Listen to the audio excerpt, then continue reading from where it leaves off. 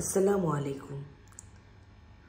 আমি আজকে ভিটা কেয়ারের হ্যান্ড স্যানিটাইজারটা রিভিউ করব।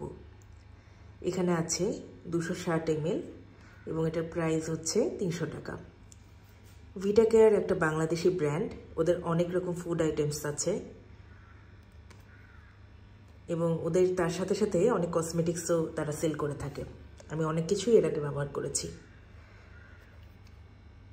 আমি যেহেতু মেডিকেল প্রফেশনে আছি সেহেতু আমার ব্যাগে সবসময় একটি হ্যান্ড স্যানিটাইজার থাকে, কারণ সরকারি হসপিটালে অনেক সময় দেখা যায় স্যানিটাইজার সাপ্লাই থাকে না, তখন ইমার্জেন্সি কন্ডিশনে আমি হ্যান্ড স্যানিটাইজারটা ব্যবহার করতে পারি।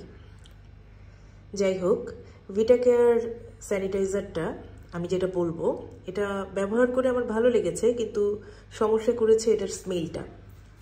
আমরা সাধারণত যে হেক্সিজলটা ব্যবহার করি ওয়ার্ডে অথবা ওটিতে হাত স্যানিটাইজ করার জন্য, সেটার স্মেলটা আমরা যখন ব্যবহার করি তখন হচ্ছে সঙ্গে সঙ্গে আমাদের নাকে এসে কিন্তু একটা কড়া গন্ধ লাগে, তারপর সেই স্মেলটা আস্তে আস্তে চলে যায়, বেশিক্ষণ কিন্তু এটা লং লাস্টিং হয় না। কিন্তু এটার যে স্মেলটা, এটা আমার কাছে বেশ রিপালসিভ মনে হয়েছে। আমি ওয়ার্ডে বসে কাজ করছিলাম, তখন একটা কাজের শেষে আমি আমার হাতটা স্যানিটাইজ করি এবং তারপর হঠাৎ করে ওয়ার্ডে কর্মরত একজন খালা, উনি পরিচ্ছন্নতা কর্মী হিসেবে আছেন, দৌড়ে আসলেন, বললেন, ম্যাডাম কি হয়েছে, এটা কিসের স্মেল? মানে আমি তখন বললাম, এটা তো একটা স্যানিটাইজারের স্মেল।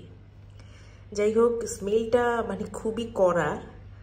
আমি হাতে এটা ব্যবহার করবার অনেকক্ষণ পর্যন্ত এটা হাতে ছিল, পরে সোপ দিয়ে ওয়াশ করবার পরে সেটা গিয়েছে। আমার মনে হয় এটার স্মেলটা আর উন্নত করা উচিত, কারণ স্মেলটা এতটাই রিপালসিভ যে ব্যবহার করতে না আর ইচ্ছা করছে না। ভিটা কেয়ারের অনেক কিছুই আমি এর আগে ব্যবহার করেছি, ওদের ট্যালগাম পাউডার অসাধারণ। কফি খেয়েছি, কফিটাও ভালো ছিল। আশা করি হ্যান্ড স্যানিটাইজারেরও উন্নতি হবে।